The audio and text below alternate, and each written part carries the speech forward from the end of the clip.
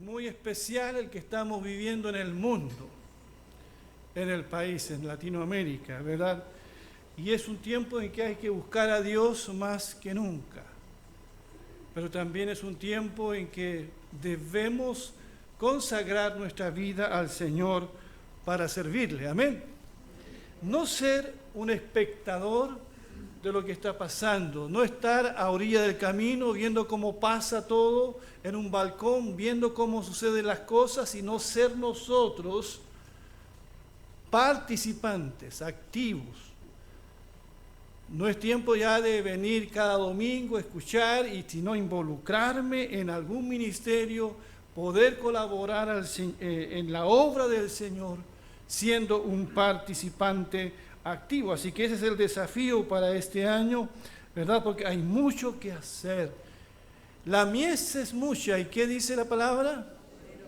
Los obreros son pocos, así que dígale al Señor, Señor, ¿dónde yo puedo servirte? ¿Cuáles son los dones, los talentos que tú me has dado? ¿De qué manera yo, Señor, me voy a involucrar en la obra del Señor? Le hemos pedido a los líderes ayer que sumen más personas en sus equipos, ¿verdad? Porque la iglesia tenemos que construirla entre todos. Dios a todos nos ha dado dones, talentos, ¿verdad? La misma cantidad de tiempo, así que es cosa de cómo administramos el tiempo. Quiero agradecer a todos los que ofrendaron el año pasado, apartaron sus diezmos para sostener la obra del Señor, y espero que lo sigan haciendo también durante este año, y otros también se sumen. Tenemos el deseo de ampliar esta casa, que a veces se nos hace pequeña, ¿verdad? Y ese es un gran desafío que tenemos para empezar este año. Sumar otro pastor también, así que como ven, hay muchas cosas buenas, desafíos importantes, así que todos podemos aquí sumar y colaborar. Han llegado los nuevos sobres que el hermano Juan Benji los pasó a dejar esta mañana para quienes deseen colaborar con la promesa de fe. Agradezco al Ministerio de Comunicaciones que se ha hecho cargo de ahora ellos mostrar los visuales. Han habido algunos inconvenientes, pero ya va a salir excelente, ¿cierto? Pusieron allí eso para que no ocupe espacio, para que se sienten más personas, ¿verdad? Así que los felicito por sumar más personas allí, y los que quieran sumarse allí, bienvenidos también. Y cada domingo entonces a las 11 de la mañana, todos cordialmente invitados. Saludo a las visitas que están con nosotros, que Dios les bendiga, les guarde. Y ahora vamos a la palabra del Señor. Una visión de Dios y sus efectos, basado en el pasaje que nuestra hermana Marta nos hizo leer, el pasaje de Isaías capítulo 6, verso 1 al 8. Creo que es un buen pasaje para analizar y comenzar este año, ¿verdad?, que hemos empezado a vivir. Una visión de Dios y sus efectos. La palabra del Señor nos dice cuáles fueron las circunstancias que rodearon el llamado del profeta Isaías a ser un profeta. Fue, dice el texto, en el año en que murió el rey Usías, rey de Judá. Cuando uno ve la palabra del Señor, descubre que el rey Usías tuvo un largo y próspero reinado. Está descrito allí en 2 de Crónicas 26 y 2 de Reyes 15. Este rey comenzó a reinar siendo muy joven, apenas tenía 16 años. Y reinó 52 años. La Biblia dice que este rey hizo lo bueno ante los ojos de Dios. Fue realmente un buen rey. En 2 de Crónicas 25:5 dice, y persistió en buscar a Dios Y en estos días en que buscó a Dios, Dios le prosperó. El rey Uzías llevó al pueblo de Judá a la victoria en contra de sus enemigos filisteos y de otras naciones vecinas. Fue un rey muy admirado por su pueblo, un buen estratega, un buen administrador, un buen constructor. Se hizo bastante famoso. El pueblo había puesto en Uzías sus esperanzas de un futuro glorioso. 52 años dirigiendo esta nación. Pero su reinado terminó de manera trágica. La Biblia dice que cuando el rey Uzías se hizo fuerte, se hizo famoso, su corazón se enalteció para su ruina, porque se rebeló, terminó rebelándose contra Dios. Qué triste cuando Dios te bendice, Dios te usa y no tiene los pies bien puestos en la tierra y te empiezas a confundir y empiezas a pensar qué famoso soy, qué importante soy, y empieza el ego y empieza la soberbia. Bueno, eso fue lo que pasó con este rey. En respuesta a eso, la Biblia dice que Dios lo hirió con una lepra y Uzías vivió en una casa apartada sus últimos días hasta el día de su muerte. Así que Isaías, quien llegó a ser un profeta, y muchos más, estaban muy desconsolados con la muerte del rey. Isaías seguramente está triste, confuso, así que decide ir al templo en busca de respuestas, en el año en que murió el rey Uzías. Pero en los planes de Dios, el año que iba a ser quizás el peor año de Isaías fue al final su mejor año. Y dice el relato que Isaías tiene una visión de Dios. Dice, en el año en que murió el rey Uzías, de quien le he estado hablando. En ese año, dice la Escritura, yo vi al Señor.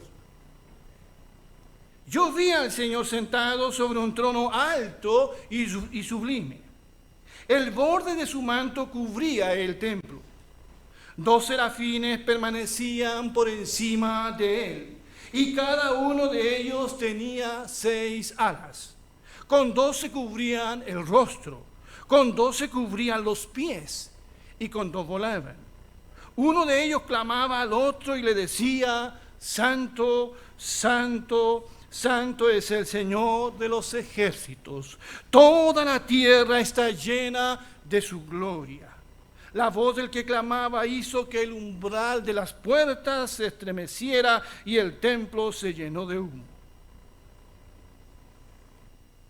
Esta gloriosa visión de Dios le recordará a Isaías que aunque el rey Uzías ha muerto, hay uno que vive por los siglos de los siglos. Isaías no debe poner sus esperanzas en los hombres, sino en el Dios eterno. Qué importante, mis queridos hermanos y visitas, es tener una visión de Dios como la que tuvo Isaías. Una visión de la grandeza de Dios, una visión del poder de Dios, del dominio de Dios, de la soberanía de Dios. Sobre todo en los inciertos días que estamos viviendo.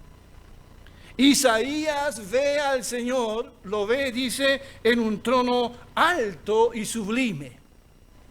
O sea, Dios está por sobre todas las cosas. Dios es un Dios que gobierna. Él es el Señor. Los gobiernos, los imperios y potencias de estructura humana, esos son pasajeros. Pero el Dios Todopoderoso es eterno. Y nosotros, hermanos, sobre todo al comienzo de este año, necesitamos ver a Dios como lo vio Isaías. Este es el Dios que mueve el mundo, el que hace que las cosas sucedan para su propósito y gloria. Isaías lo ve rodeado de gloria, rodeado de seres angelicales. Y estos seres angelicales no se atreven a mirar al Señor.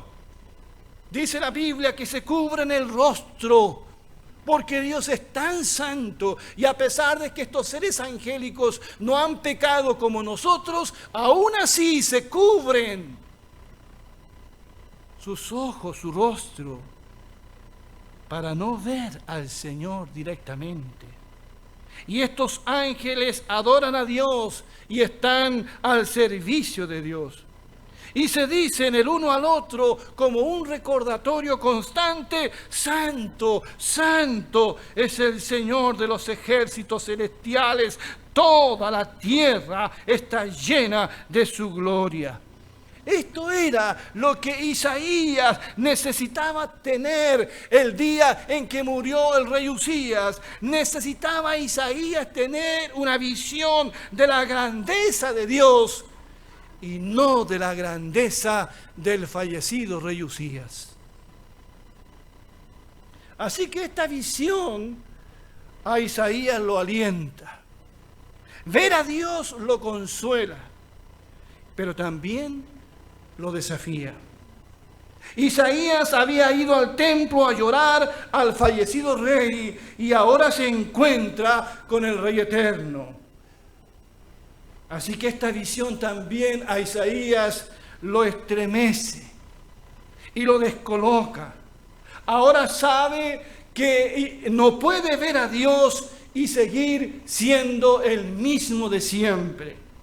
Isaías no puede percibir que está en la presencia de Dios sin que eso provoque un cambio profundo en su vida y provoque en él un temor a Dios, un temor reverente.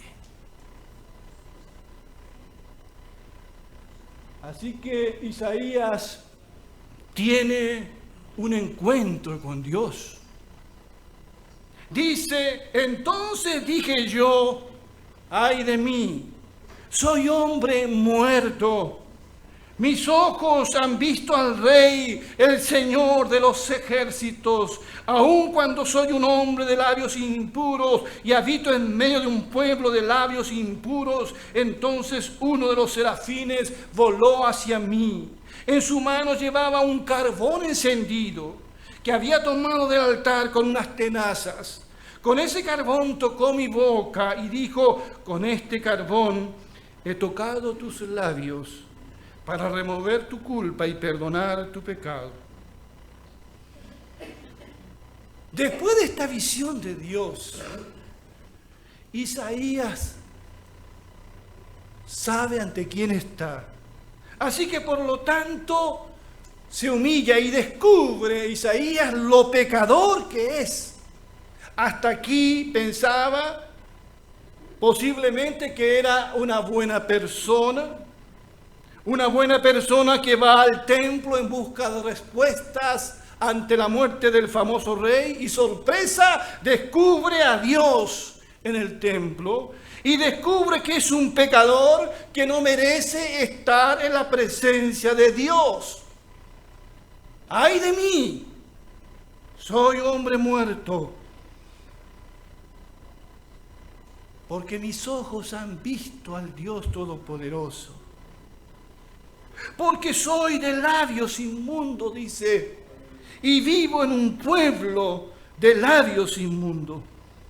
¿Qué significa eso? ¿Es tan grave tener labios inmundos? ¿Qué revela eso de Isaías y del pueblo donde vive? Recuerdo las palabras de Jesús cuando dijo que de la abundancia del corazón habla la boca. Los labios impuros nos hablan de un corazón malo y apartado de Dios, de un corazón lleno de soberbia, ira y maldad. ¿Cómo habla la gente hoy? ¿Qué dice? ¿Se habla mentiras? prometemos y no cumplimos, somos groseros, maldecimos con nuestras palabras. ¿Y qué revela eso de la sociedad en la cual nosotros estamos insertos? Si esto Isaías podía decir de su gente, ¿qué diremos nosotros de nuestra gente, de nuestro tiempo? ¿Acaso no es mucho peor? Vivimos en un mundo que no se inmuta por el pecado, no reconoce que es pecadora. Somos hoy unas excelentes personas, ¿verdad? ¿Por qué? ¿Por qué? Porque no hemos tenido una visión de Dios. Porque no nos hemos mirado en el espejo que es la palabra de Dios. ¿Dónde están hoy los Isaías que dicen, ¡ay de mí! Isaías sufre una profunda crisis espiritual que lo llevará a experimentar la gracia del Señor. Entonces, uno de los serafines voló hacia mí.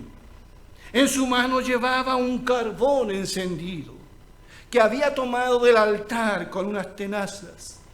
Con ese carbón tocó mi boca y dijo, con este carbón he tocado tus labios para remover tu culpa y perdonar tu pecado. A cualquier persona que se siente culpable, así como Isaías, que reconoce lo pecador que es, Dios tiene la solución. La palabra del Señor dice que si confesamos nuestros pecados, ¿verdad? Él es fiel y justo para perdonar nuestros pecados y limpiarnos, ¿qué dice? De toda maldad. Entonces aquí Isaías hace una confesión, lo pecador que es, pero Dios ordena a uno de sus ángeles que lo limpien. Esto es algo simbólico, porque el que lo limpia, el que quita la culpa es el Señor, este Dios de gracia que nosotros tenemos. La experiencia de Isaías fue una experiencia muy profunda. Esto no fue un asunto emocional, como la experiencia que mucha gente cristiana evangélica dice tener con Dios. Gente que va al culto y se emociona con la música o se emociona con el ambiente, pero salen para hacer lo mismo. No hay un cambio como se produjo en la vida de Isaías. Esta no fue una experiencia pentecostal cualquiera. Aquí no es venir y me voy. Aquí es venir, ver a Dios en toda su gloria, en toda su santidad, y que eso me afecte a mí profundamente. Hoy la gente no está viendo a Dios. Hoy ve un espectáculo en las iglesias, pero no está viendo a Dios, no está recibiendo la palabra de Dios, no está siendo enfrentada con su pecado, con su realidad. Estamos compitiendo entre nosotros, pero no nos estamos viendo frente a Dios.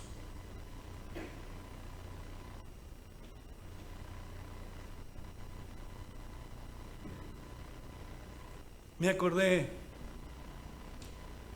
de ese relato como chiste, pero puede pasar.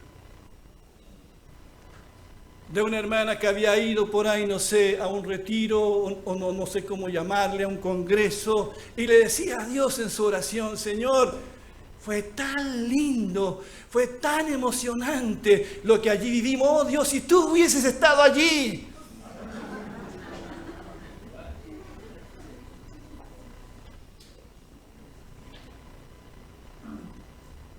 ¿Ustedes creen que Dios está en todas las cosas que pasan?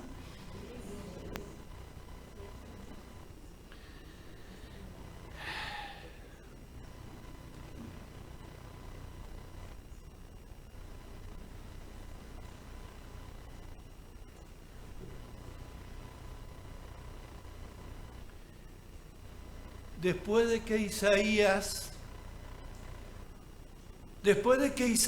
tuvo esta visión de Dios, recién tiene una visión de sí mismo, de cómo es Él.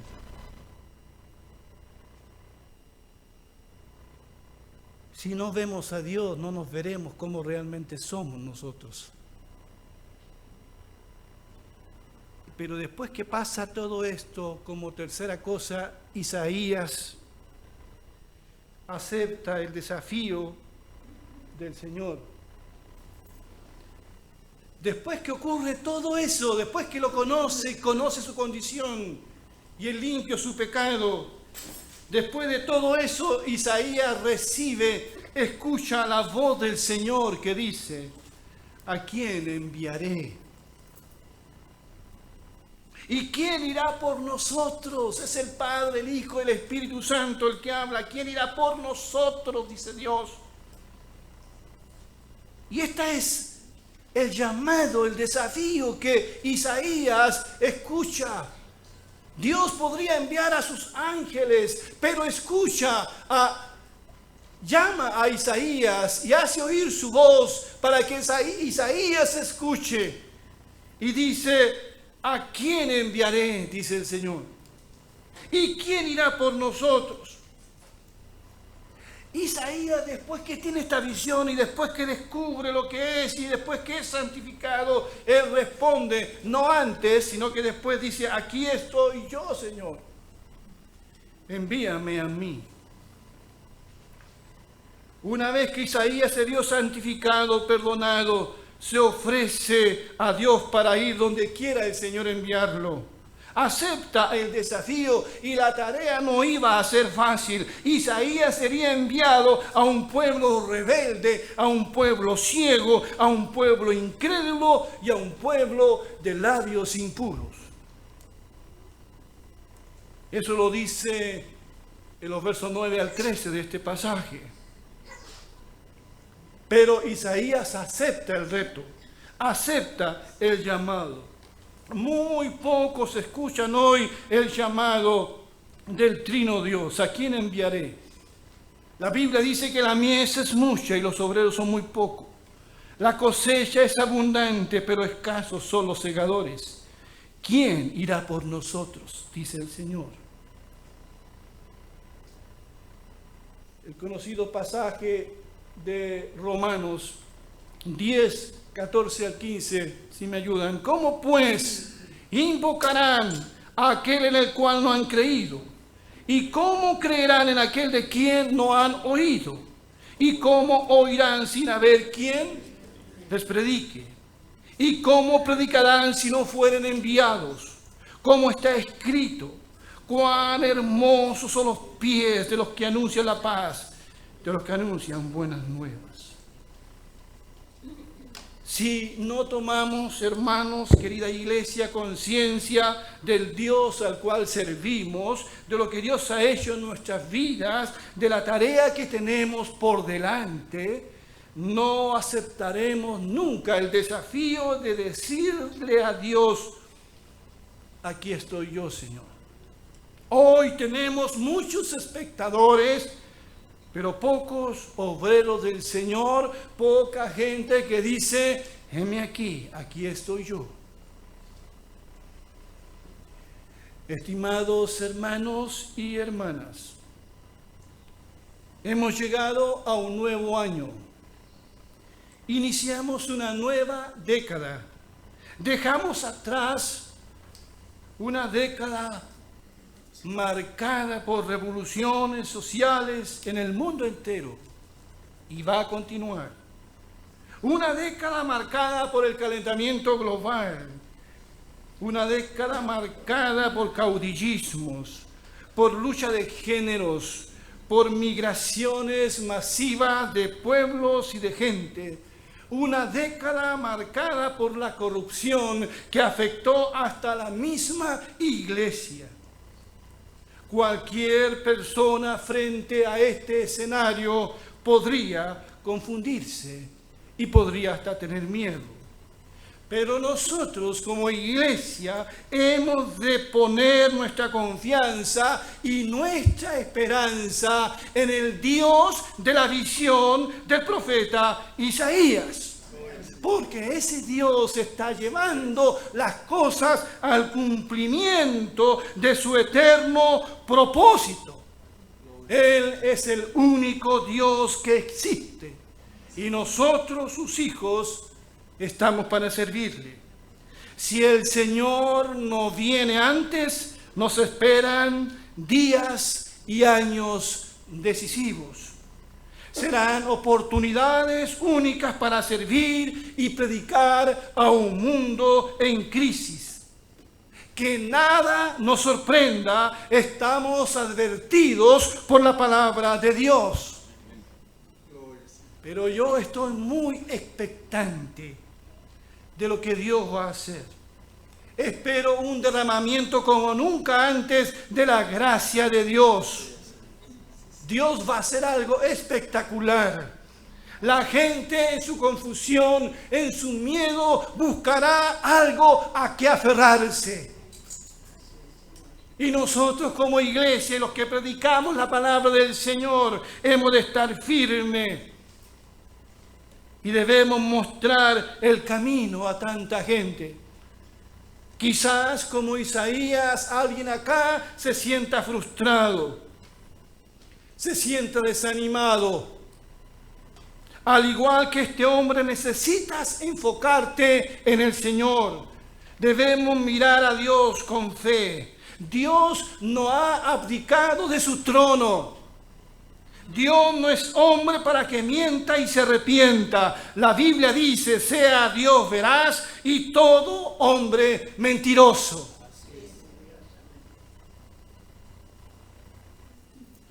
Cuando te sientas a punto de desfallecer, recuerda la visión de Isaías. Isaías ve al Señor en un trono alto y sublime. Recuerda, tu Dios es un Dios soberano. Miremos al Señor.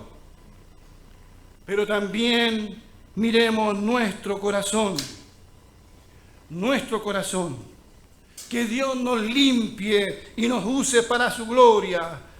Así que si alguno se limpia de estas cosas, será instrumento para honra, santificado, útil al Señor y dispuesto para toda buena obra. ¿Cuántos dicen amén? Amén. Digamos todos en esta mañana, heme aquí, Señor, envíame a mí. No estemos preocupados, sino que ocupados en servir al Señor. Hay gente que está preocupada, pero no hace nada. Está preocupada nomás. Nosotros hemos de estar ocupados. Esta ha sido una visión de Dios. Y toda visión de Dios tiene sus consecuencias, tiene sus efectos. Moisés tuvo esa visión en la zarza ardiendo y su vida fue transformada. El profeta tuvo ese encuentro con Dios silencioso en la cueva de Oreb y su vida fue transformada. Pedro, ¿verdad?, tuvo ese encuentro con Jesús cuando hay esa pesca milagrosa y viene a la playa y le dice, Señor, apártate de mí porque soy hombre pecador. Pedro tomó conciencia ante quién estaba y el Señor le dijo, hoy, a partir de hoy serás pescador de hombres. Pablo tuvo esa visión camino a Damasco y su vida fue transformada. Hemos tenido nosotros esa visión. Puedo yo decir, conozco al Dios de la Biblia, al Dios de la historia. He tenido un encuentro, ha sido todo emocional. ¿Cuánto ha cambiado mi vida a partir de ese momento? He aceptado el reto, el desafío de Dios. ¿Tiemblo todavía ante los hombres o tiemblo ante Dios? ¿Dónde estoy mirando? Que Dios bendiga su palabra en nuestros corazones. Vamos a ponernos de pie, por favor.